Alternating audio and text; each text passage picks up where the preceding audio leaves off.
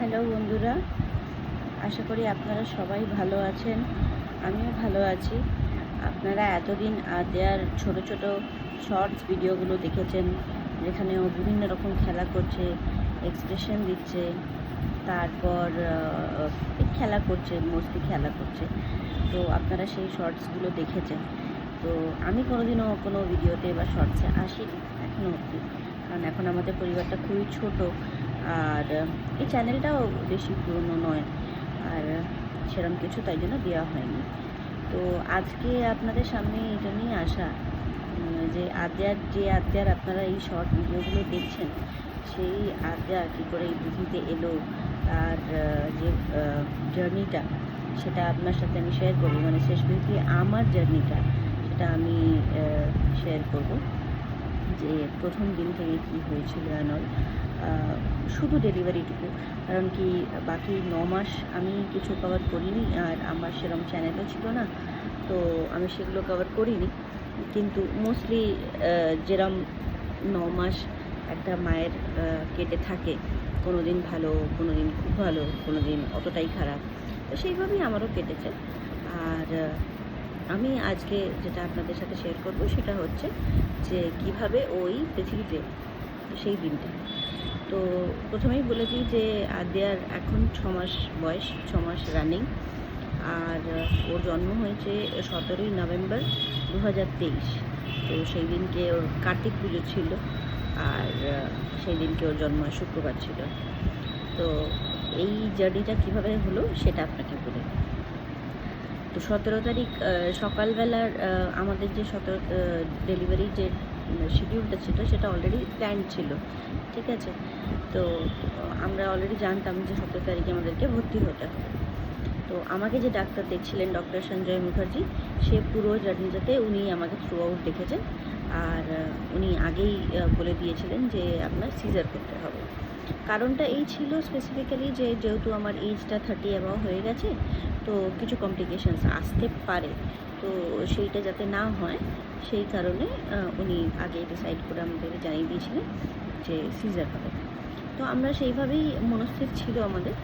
আর উনি বলেই দিয়েছিলেন যে এই নভেম্বরের অ্যারাউন্ড 3rd উইক আমরা কোনো ডেট প্ল্যান করতেই পারি।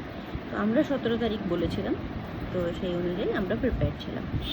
তো মোটামুটি 16 তারিখ রাত্রির পর থেকে আমার কিছু খাওয়া অ্যালাউড ছিল না, মানে জলও অবধি বারণ ছিল। 16 তারিখে রাত্রিরে লাস্ট আমি ডিনার করেছি, আর তারপরে মোটামুটি শুয়ে পড়েছি। বাট সেই দিনকে এত এক্সাইটমেন্ট, ভয়, সব কিছু একসাথে কাজ করছিল যে ঘুম তো আসেইনি, আর একটা অস্থিরতা, যেটা 9 মান্থসে যেটা একটা হয়, সেটা তো আছেই, মানে শারীরিক ভাব থেকে বুঝে আর কি। তো সেটা তো ছিলই, ঘুম একটু হয়নি। তাই হ্যাঁ, খাওয়া দাওয়ার পরে মোটামুটি আর কিছু আমি খাইনি। আর 6টার পর থেকে বলেছিল জল অবধি খাওয়া যাবে না, তো সেটা আমি খাইনি। আমাদের শিডিউল যেটা ডেলিভারির সার্জারির যে টাইমটা ছিল, সেটা দুপুরবেলা ছিল, তাই ভোর 6টা থেকে আমার জল খাওয়া বারণ ছিল। আর এছাড়া আগের দিন থেকেও আমাদেরকে ভর্তি করতে বারণ করেছিল, আমাদের বলেছিল সেই দিন সকালবেলা ভর্তি হলেই হয়ে যাবে। তো সেইভাবেই আমরা প্রস্তুতি নিয়েছিলাম। 17 তারিখ সকালবেলায় গিয়ে আমরা ভর্তি হওয়ার কথা ভাবি, ঠিক আছে। আর হ্যাঁ, আর আপনাদের একটা কথা বলে দিই, আমি কোনোদিনও কোনো ভিডিওতে আগে এইভাবে লাইভ আসিনি, বা কোনোদিন রেকর্ডিং এইভাবে ফেস টু ফেস করিনি, তাই হয়তো আপনাদের খুব গুছিয়ে আপনাদেরকে আমার জার্নিটা বলতে পারবো না। তো বাট একটু মানিয়ে নেবেন, আশা করি বুঝতে পারবেন, ওভারঅল বুঝতে পারবেন।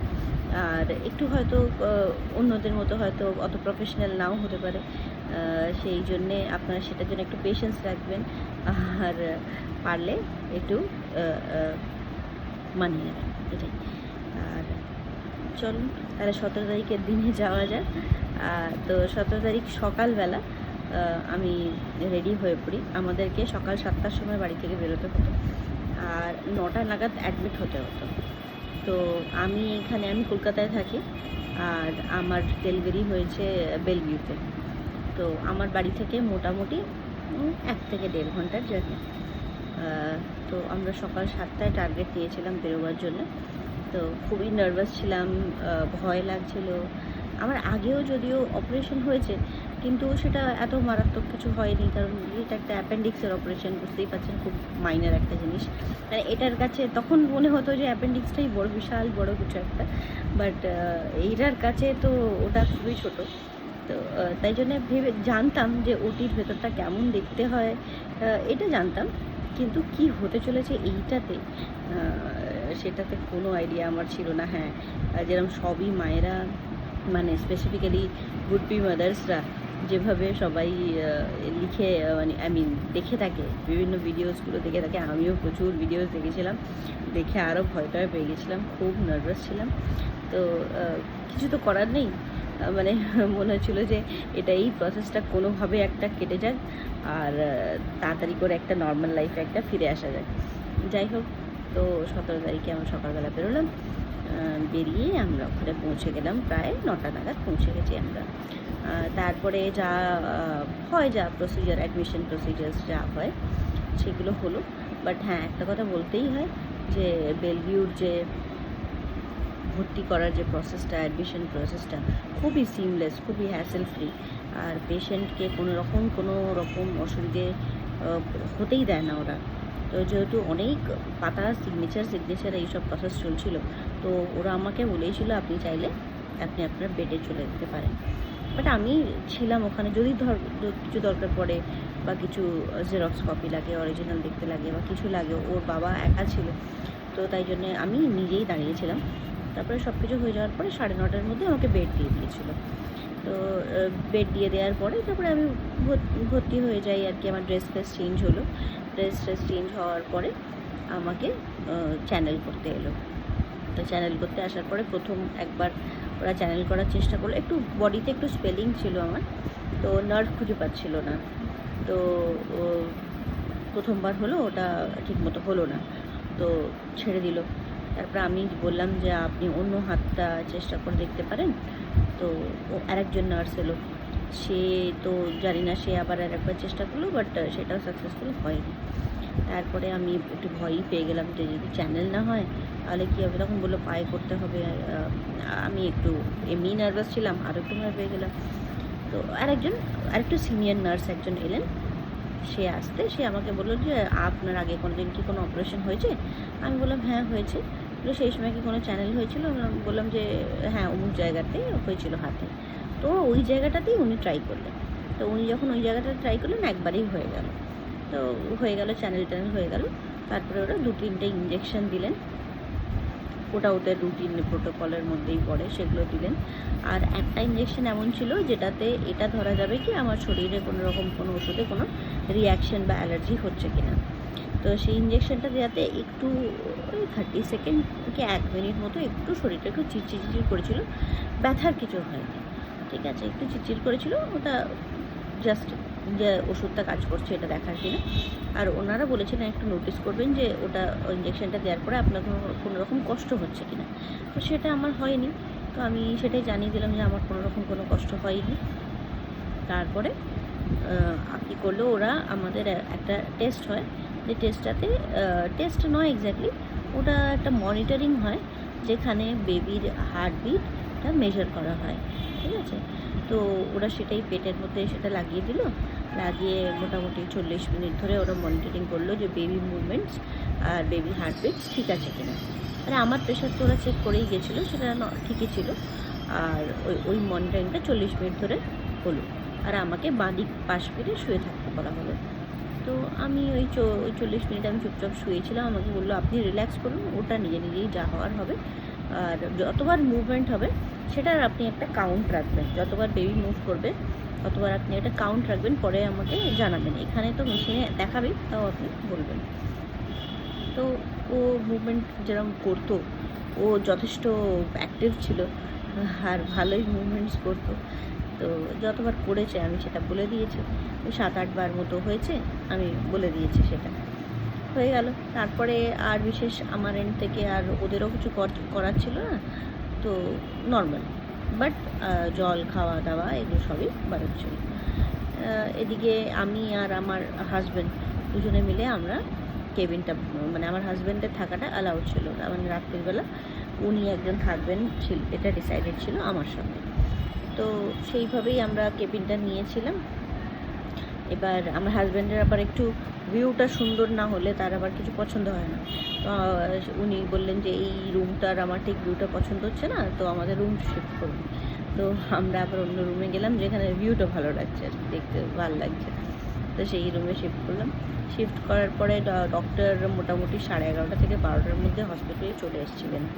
একটা কথা না বললেই নয় যে ডক্টর সঞ্জয় মুখার্জি এক্সট্রিমলি ভালো একজন ডাক্তার।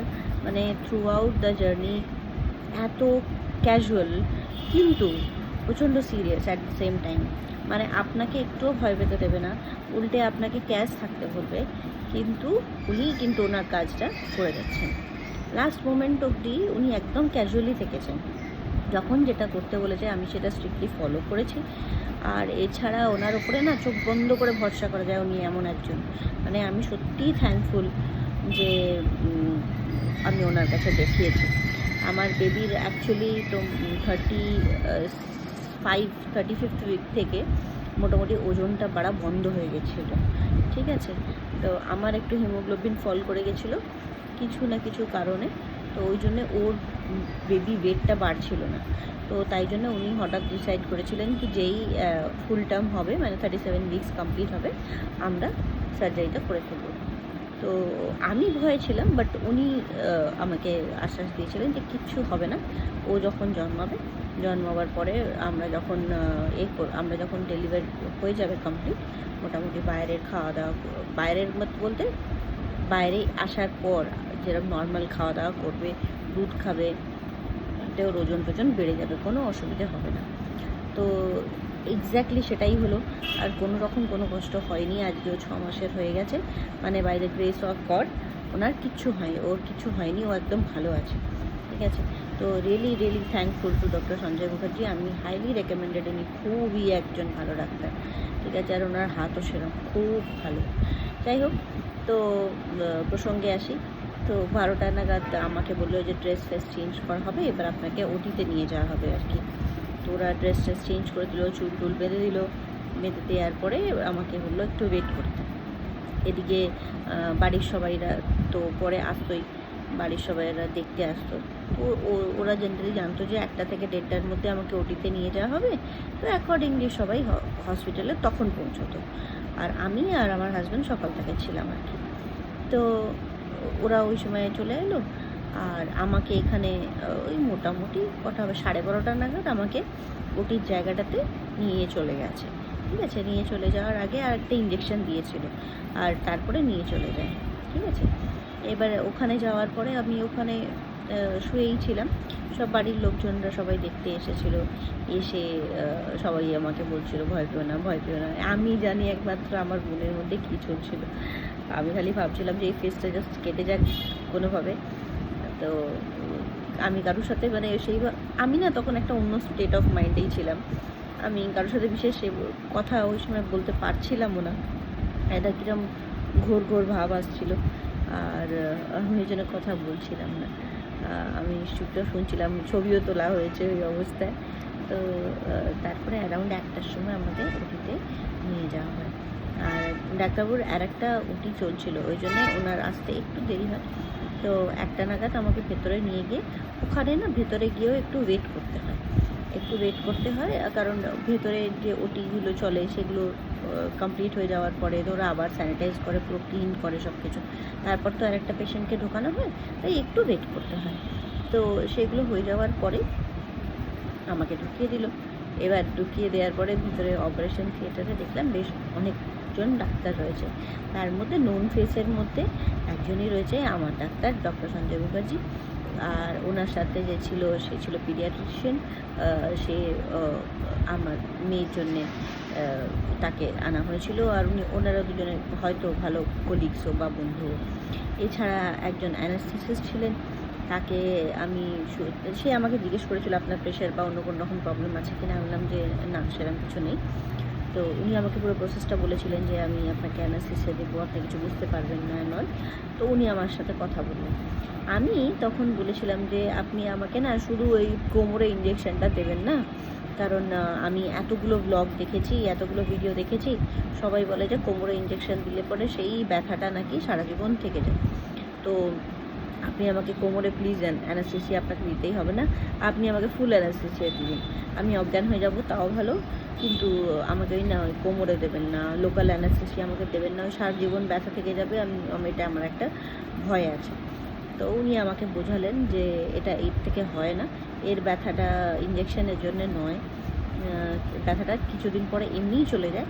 বাকি যে ব্যথাটা যে লোকেরা কমপ্লেন করে যে ব্যথা থেকে যায়, সেটা not because of this injection, ওটা থেকে যায় এই কারণে, কারণ কি বেবি হওয়ার পরে বেবিকে খাওয়ানো হয়, তারপরে আমাদেরও তো শরীরটা অতটা স্ট্রং থাকে না, তো আমরা অনেকক্ষণ সোজা হয়ে বসতে পারি না, কিন্তু তাও ফিট তো করতে হয়। তো সেই বিভিন্ন কারণে বসার পোশ্চার বা শোয়ার পোশ্চারের জন্যে ওই কোমরে ব্যথাটা হয়ে যায়, ঠিক আছে, ওটা ইঞ্জেকশনের জন্য হয় না, এটাই আমাকে বোঝানো হয়েছিল।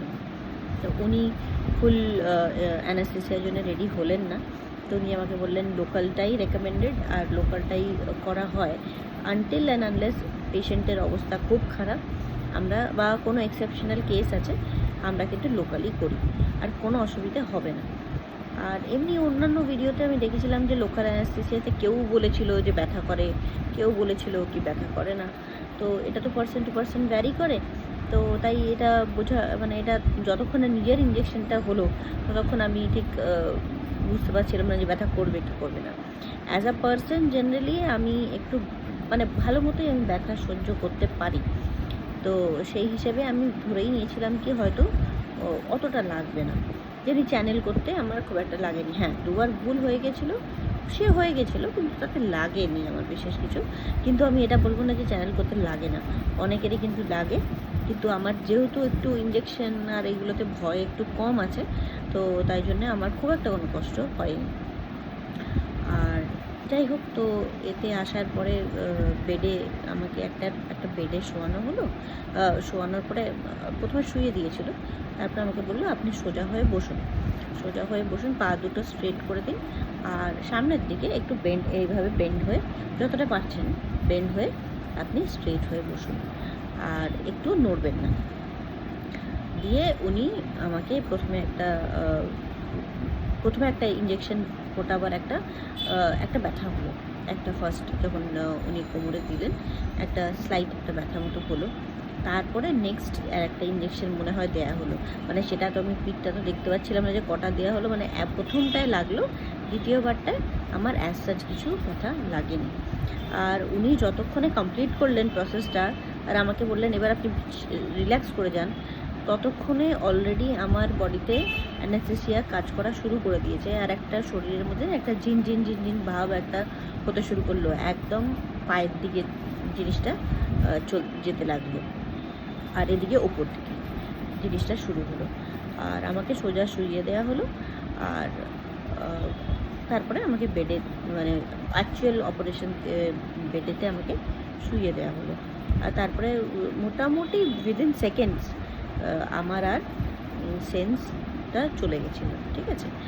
এবার আমাকে ডাক্তারবাবু বলেন, আর আমার দুটো হাত দুদিকে দিয়ে দেওয়া হয়, এক সাইডে একটা মনিটর যেটা বিপি মনিটর করছিল কনস্ট্যান্টলি সেটা করে দেওয়া হয়, আর একটা সাইডে চ্যানেল তো চলছিল, তো ওই চ্যানেলে কিছু ওষুধ পুশ করতে থাকা হয়, ঠিক আছে। সামনে একটা পর্দা, গ্রিন কালারের একটা পর্দা লাগিয়ে দেওয়া হয়, আর আমাকে বলল যে মিনিট 10-15 পরে আমরা অপারেশনটা স্টার্ট করব, একটু ইঞ্জেকশনটা কাজ করুক, ততক্ষণ আমরা একটু দেখে নিই, একটু জিনিসপত্র একটু রিপোর্টগুলো দেখে নিই, তারপরে আমরা স্টার্ট করব। তা আমি তো সেই ভাবছি যে এখনও 10 মিনিট দেরি আছে, তো ততক্ষণ ওনারা কথাবার্তা বলছেন, আর ওরা কথাবার্তা বলছেন নিজেদের মধ্যে কথাবার্তা বলছেন, ওরা ওদের কাজের কথা ডিসকাস করছেন, আর আমি এখানে শুয়ে ওয়েট করছি, 10 মিনিট পরে উনি শুরু করবেন। ও মা, হঠাৎ করে একটা কান্নার আওয়াজ পেলাম, এই 10 মিনিটের মধ্যেই একটা কান্নার আওয়াজ পেলাম, ঠিক আছে। তো আমি বললাম কী হলো ব্যাপারটা, উনি তো বললেন যে 10 মিনিট পরে জিনিসটা শুরু হবে, কান্নার আওয়াজ পেলাম, আর উনি আর আমার না প্রচণ্ড শীত করছিল, তো আমি ওদেরকে খালি বলছিলাম আমাকে আর একটা কিছু চাপা দিয়ে দাও, আর একটা কিছু অনেক কিছু চাপা দিয়ে দিয়েছিল আমাকে, তো শীত করছিল খুব, তো তো আমি ওটাতেই আমার কনসেন্ট্রেশন ছিল যে 10 মিনিট পরে শুরু করবে, আপাতত তো প্রচণ্ড ঠান্ডা লাগছে, এই দিকেই আমার মনটা ছিল। তার মধ্যে হঠাৎ করে একটা কান্নার আওয়াজ পাই। যেই কান্নার আওয়াজটা পাই আমি বুঝতে পারি, আর ওর গলার আওয়াজটা যখন কান্নার যে আওয়াজটা, সেটাতেই মনে হয় যে ও মেয়ে। ঠিক আছে, খুব একটা মানে মেয়েদের গলা তো একটু পাতলা হয়, তো সেই হিসেবে আমি গেস, কখনো আমাকে দেখায়নি, গেস করলাম যে মেয়ে। তো ডাক্তারবাবু বললো যে শরীর একদম ঠিক আছে আপনার, আমি যা দেখে নিয়েছি একদম সব ঠিক আছে। এবার একজন নার্স নিয়ে এসে আমাকে, আমার মেয়েকে দেখালো, দেখিয়ে আমাকে বললো, বলো কি হয়েছে তোমার, ছেলে হয়েছে না মেয়ে হয়েছে? তো আমি বললাম মেয়ে। তো বললো ঠিক তো, ঠিক তো, মেয়ে তো? আমি বললাম হ্যাঁ মেয়ে হয়েছে। ব্যাস ওই দেখা। তারপরে ওকে নিয়ে চলে গেল পরিষ্কার করাতে, পিডিয়াট্রিশিয়ানের কাছে ওদিকে চলে গেল। আর এখানে আমি অবাক যে উনি বললেন 10 মিনিট পর শুরু করবেন, আর এখানে আমার হয়েই গেল যা হওয়ার। তারপরে ওনারা মনে হয় স্টিচ ফিচ ওইগুলো সব করলেন। আমি একটা কিরম একটা ঘোরের মধ্যে চলে গেলাম। একটা তো রিল্যাক্সেশন হয়ে গেল, কি যা বাবা যা হওয়ার হয়ে গেছে, মানে জিনিসটা হয়ে গেছে, আর ও কান্নার আওয়াজ পেয়ে গেছি মানে ও সুস্থ আছে। আর ডাক্তারবাবু বলেও দিলেন যে ও একদম ঠিক আছে। তো আমি একবার আবার মনে হয় আমার না সেই দিনের স্মৃতিটা অনেকটাই আবঝা আবঝা আছে। তো আমি হয়তো আমি জিজ্ঞেস করেছিলাম, ওগুলো একদম ঠিক আছে। তারপরে ফাইনাল যেগুলো স্টেপসগুলোতে থাকে, যে লেয়ারগুলো ওরা কেটে থাকে, সেগুলোকে আবার স্টিচ করে। ঠিক আছে, তো সেগুলো স্টিচ ফিচ করলো। তারপরে আমি একটু একটু ঘোরের মধ্যে একটু চলে গেছিলাম। কিছু কিছু জিনিস খেয়াল আছে, কিছু কিছু জিনিস খেয়াল নেই, এরম একটা ব্যাপার। সেন্স কিছু ছিল না, মানে শরীরে কোনো সেন্স ছিল না, তাই ব্যথা কিছু বুঝতে পারিনি। তারপরে হয়ে গেল, কমপ্লিট হয়ে গেল। আমার মনে হয় ও জন্মেছে 1:53, 1:20 থেকে 1:53 মধ্যে পুরো ব্যাপারটা মিটে গেছে। ঠিক আছে, আর আমাকে তারপরে ওরা একটা পোস্ট মনিটরিং করে, পোস্ট ডেলিভারি মনিটরিং ওরা একটা করে কিছুক্ষণ, 45 মিনিট মতো ওরা না একটা পাশের ঘরে রাখে, দেখার জন্যে কি কোনো রকম কোনো এমার্জেন্সি হচ্ছে কিনা। ডাক্তারবাবু তো বেরিয়ে গেলেন, কিন্তু মনিটর করতে রেখে গেছিলেন যে যদি কোনো অসুবিধে হয় তাহলে ডাকবে। তো অসুবিধে বলতে অ্যাজ আমার তো কিছু হয়নি, অ্যাপার্ট ফ্রম কি আমার প্রচণ্ড শীত করছিল, মানে প্রচণ্ডই শীত করছিল, সে কাঁপুনিই দিচ্ছিল। এইটাই আমার একমাত্র কষ্ট ছিল। অনেক কিছু কম্বল টম্বল চাপা দিয়ে আমাকে রেখেছিল, আর এছাড়া আমার আর কোনো কষ্ট হয়নি আমার। আর তারপরে তো ইতিমধ্যে বাড়ির সবাইকে ও নার্স বেবিকে দেখিয়ে দিয়েছিল, আর সবাই খুব খুব খুশি ছিল। তো আমাকে যখন বার করলো, আমার হালকা আবঝা মনে আছে, আমাকে মনে হয় সবাই জিজ্ঞেস করলো কী রে কেমন আছে, ভালো এইটুকু মনে বলেছি। আর আমি জিজ্ঞেস করলাম দেখেছো, মানে ওর বাবাকে জিজ্ঞেস করলাম দেখেছো, বললো হ্যাঁ হ্যাঁ আমি দেখেছি, আমি আসছি। আমাকে ওরা নিয়ে যাচ্ছিলো স্ট্রেচারে করে, ওগুলো আমি আসছি। তো তারপরে ওরা ঘরে দিয়ে দিল আমাকে, এই 45 মিনিট ওয়েটিংয়ের পরে। আর যেহেতু কোনো কষ্ট পাইনি, তাই ওরা আমাকে বেডে দিয়ে দিল। আর বেডে দিয়ে দেওয়ার পরে আমি চলে এলাম নিজের রুমে। তারপরে আমি এক্স্যাক্টলি আমি একদম আধ শোয়া আধ জাগা একটা অবস্থার মধ্যে ছিলাম। কোনো কিছু মনে, কিছু স্পেসিফিক জিনিস মনে আছে, আবার অনেক কিছুই মনে নেই। তারপরে যে কারা কারা আমাকে দেখতে এসেছিল আমার কিছু মনে নেই, কিন্তু সবাই দেখতে এসেছিল। আমার আত্মীয় স্বজনরা সবাই, আমার শ্বশুরবাড়ি বাপের বাড়ির মোটামুটি সবাই দেখতে এসেছিলো, কিন্তু আমার এক্স্যাক্টলি সত্যি কথা বলতে আমার কিছু মনেই নেই। হ্যাঁ, তো আমি সেটা বলতে পারছি না যে ওরা কি বলেছিল, সেটা সরি আমি আপনাকে বলতে পারছি না, কারণ আমার নিজেরই মনে নেই। রাত্রির বেলা অনেক রাত্রির বেলা মনে আমাকে জল দেওয়া হয়েছিল, ওই জলের বোতল থেকে এক ছিপি করে মনে হয় জল দেওয়া হয়েছিল, সেটা হালকা আবঝা খেয়াল আছে। তারপরে মনে হয় একটা স্যুপ টাইপের কিছু একটা দিয়েছিল, সেটাও আবঝা খেয়াল আছে। তারপরে কী হয়েছে আমার কিছু মনে নেই। পরের দিন সকালবেলা ডাক্তারবাবু আমাকে দেখতে এসেছেন, আমার সেটা মনে নেই। এগুলো সবই আমার বরের কাছ থেকে শোনা, যে পরের দিন ডাক্তারবাবু দেখতে এসেছেন, দেখে বলেছেন যে সব ঠিক আছে, বেবি ভালো আছে। বেবিকে তো আলাদা রাখা হয়, তো আলাদা ছিল, ভালো ছিল, ঘুমোচ্ছিল, মোস্ট অফ টাইমেও ঘুমোচ্ছিল। তো ওকে ফিডিংয়ের জন্য আনা হয়, তো একদম শুরুতেই তো ফিডিং একদম শুরু হয়ে যায় না, ওই প্রথমে তো এই ড্রপ ড্রপ ড্রপ একটু একটু হয়, তারপরে ওটা বাড়ে আর কি। তো যাই হোক, চেষ্টা করতে বলেছিল, নার্সরা এসে শেখালো। পরের দিনটা দুপুরবেলা অবধি আমার এই এই হচ্ছে গল্প। এইবার সন্ধেবেলা থেকে শুরু হলো আমার আসল মানে জ্ঞানটা, যখন একটু ধাতস্থ হলাম, আমার জ্ঞানটা ফিরল, আর জ্ঞানের সাথে সাথে ব্যথাটা শুরু হলো। মানে সে কি ব্যথা, মানে চূড়ান্ত ব্যথা, প্রচণ্ড ব্যথা, মানে আমি আপনাকে বলে বোঝাতে পারবো না, প্রচণ্ড ব্যথা শুরু হলো। আর আমি বললাম যে আমার মানে খুব ব্যথা করছে। ওরা আমাকে ইঞ্জেকশন দিল। প্রথম 3 দিন আমাকে ইঞ্জেকশন দিয়েছিল, পেন কিলার দিয়েছিল, এছাড়া তো ট্যাবলেট, অ্যান্টিবায়োটিক্স এগুলো সব তো চলছিল। তো খুব ব্যথা ছিল, প্রচণ্ড ব্যথা করেছে, আর সারা রাত্রে ঘুমোতে পারিনি। আর তারপরের দিনও আমার খুব ব্যথা থেকেছে। জেনারেলি পরের দিন তো হাঁটতে বলে, আমি খুব খুব খুব কষ্ট করে বাথরুম অবধি যেতে পেরেছি, তার বেশি আমি কিছুতেই যেতে পারিনি। কারণ কি, পাটা মাটিতে ফেললেই এত মাথা ঘুরছিল আর এত যন্ত্রণা হচ্ছিল যে ওটা আমি আপনাকে বলে বোঝাতে পারবো না। মানে একটা ট্রিমেন্ডাস একটা ব্যথা হচ্ছিল, সে পেন কিলার খাওয়া সত্ত্বেও ব্যথাটা হচ্ছিলো। এমনকি আমাকে ডাক্তারবাবুকেও, মানে ডাক্তারবাবু ভয় পেয়ে গেছেন যে এত কী হয়েছে, যে ব্যথা ব্যথা। নার্সরা তো খবর দিচ্ছিলেন, তো ডাক্তারবাবু ভয় পেয়ে গেছেন যে কিছু কি হয়ে গেছে। আবার দেখতে এসেছিলেন আমাকে, এসে দেখে বললো সবই ঠিক আছে, এই এই এই মানে এই ব্যথাটা নর্মাল, মানে এরপরে আস্তে আস্তে জিনিসটা কমবে, কিন্তু তোমাকে হাঁটতে হবে। কিন্তু আমি না, সত্যি কথা বলতে একটু হাঁটতে পারছিলাম না। আমি খুব কষ্ট করে বাথরুম দিয়ে যাচ্ছিলাম, আবার ফিরে চলে আসছিলাম। তো এই করেই না আমার 2-3 দিন কেটে গেছে। অ্যাজ পার বেলভিউ নিয়ম 2 দিনের পর থেকে গিয়ে ফিডিং করাতে হয়, কিন্তু আনফর্চুনেটলি আমি সেটাও করতে পারিনি, কারণ কি আমি একদম হাঁটতে পারিনি।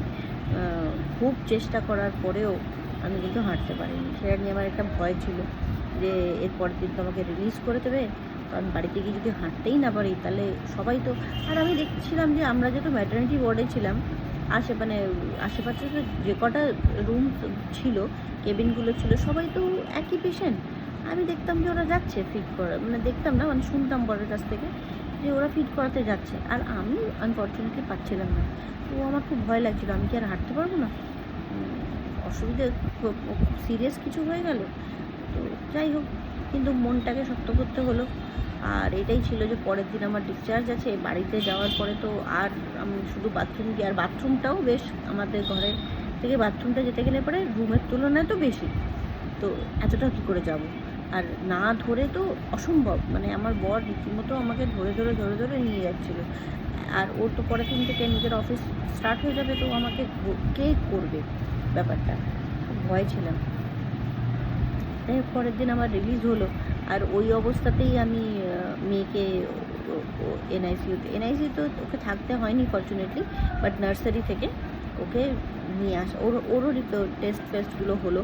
টেস্টেতে কিছু পাওয়া যায়নি অ্যাজ সাচ, যেমনি ছোটো বাচ্চাদের একটা জন্ডিস থাকে অল্প, সেটা ওর ছিল না, নর্মাল ছিল, তাই আমাদেরকে ছেড়ে দেওয়া হয়েছে টাইমে।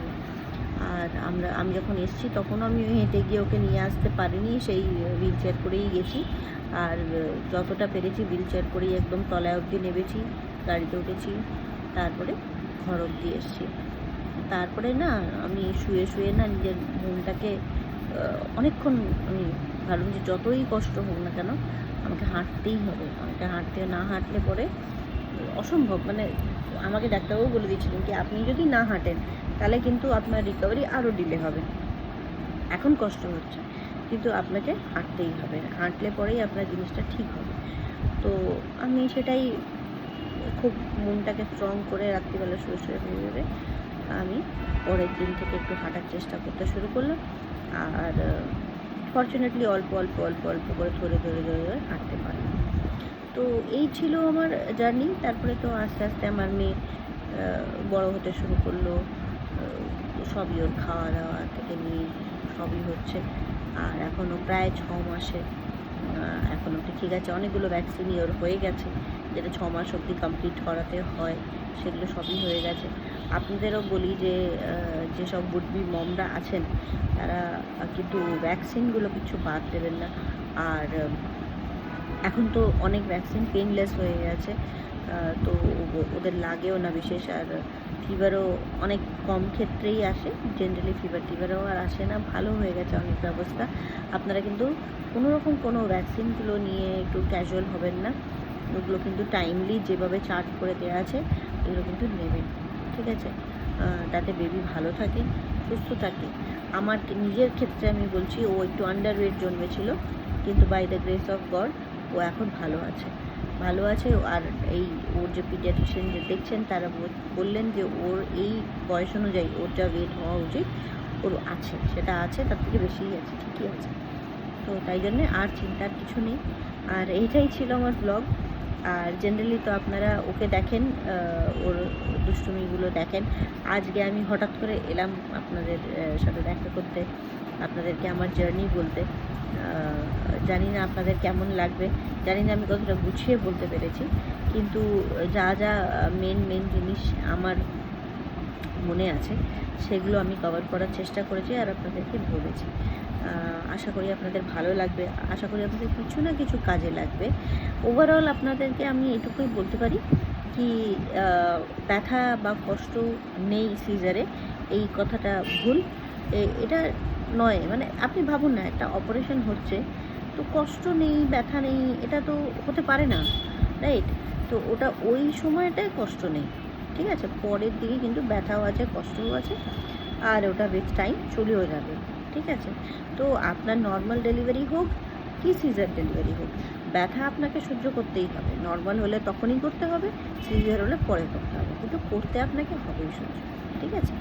বাট একটু মনের জোর থাকলে, যেটা মেয়েদের মধ্যে ইনবর্ন থাকে, তাই জন্যই আমরা মা হয়েছি, তো আমাদের মধ্যে সহ্য ক্ষমতাটা এমনিই বেশি, তাই জন্যেই অতটা কষ্ট হওয়ার কথা নয়। মানে আমি মেন্টালি আপনাদেরকে বলি যে আপনারা যদি আগের থেকেই মেন্টালি যদি স্ট্রং থাকেন তাহলে কিছুই প্রবলেম হবে না। আর এই অপারেশনটাকে নিয়ে একটুও ভয় পাবেন না, এমন কিছু ভয় পাওয়ার মতো হয় না ওখানে। আমি তো আপনাকে বললাম, আমাকে বললো 10 মিনিট পরে আমরা শুরু করব, আর মানে মনটাকে ডিস্ট্র্যাক্ট করার জন্য, আর 10 মিনিটের মধ্যে হয়েই গেল, তাই তো কিছু ভয় পাওয়ার কিছু নেই। আশা করি আমার ব্লগটা আপনাদের ভালো লেগেছে, হয়তো কিছু হলেও আপনাদের কাজে লাগবে, মনের জোর বাড়তে পারে, মনে মানে আশা করব যে কিছু না কিছু আপনাদের এতে ভালো লাগবে, ঠিক আছে? অতটা ভালো করে বলতে পারলাম না হয়তো, কিন্তু মানিয়ে নেবেন একটুখানি।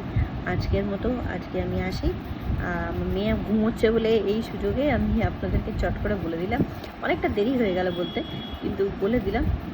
আশা করি আপনাদের যদি পছন্দ হয় আমি আবার ব্লগ নিয়ে আসতে পারি। আপনারা আমাকে কমেন্টে জানাবেন যে আপনি আর কিছু জানতে চান কি না, আর কোনো রকম কিছু টিপস চান কি না, কী খাওয়ানো উচিত, আমি আমার মেয়েকে কী খাইয়েছি, ছোটো বাচ্চা মানে একদম নিউবর্ন থেকে, এই ওর তো 6 মান্থস চলছে, আমার নিজের এক্সপিরিয়েন্সে আমি আপনাদেরকে সব রকম গাইডেন্স দিতে পারি।